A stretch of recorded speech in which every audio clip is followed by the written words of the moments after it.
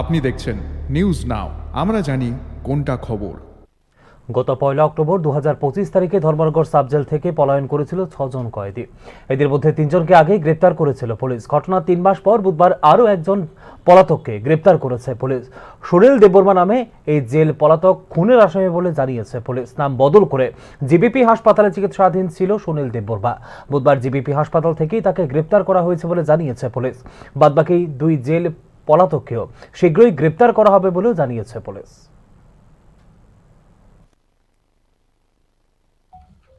नमस्कार। 1 अक्टूबर 2025 को धर्मनगर सब जेल ब्रेक हुआ था, जिसमें 6 इनमेट जेल तोड़ के भाग गए थे।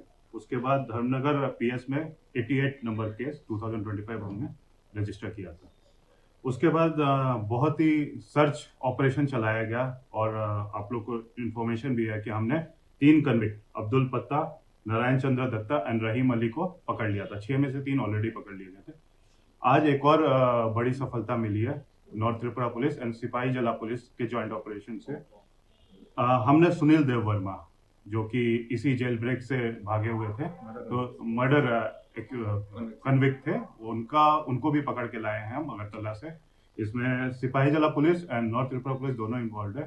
ये दूसरे नाम से जीबी में अपना इलाज करा रहे थे, नाम चेंज करके, लेकिन सिंस हम लोगों ने हर जगह ये इन्फॉर्मेशन पास किया था, फोटो पास किया था, तो हमें ये इन्फॉर्मेशन मिला कि वो वहाँ पे हैं एंड सिपाही जला पुलिस ने उनको बेसिकली पहले डिटेन किया और हमारे साथ मिलके ज्वाइंट ऑपरेशन में उनको पकड़ा गया। तो टोटल अभी तक 6 में से 4 लोग पकड़ में आ गए हैं। 2 अभी भी फरार है, उनको भी जल्दी ही हम पकड़ लेंगे, जिनका नाम है नाजिमुद्दीन एंड रोशन अली। ये लोग भी जल्दी हमारे से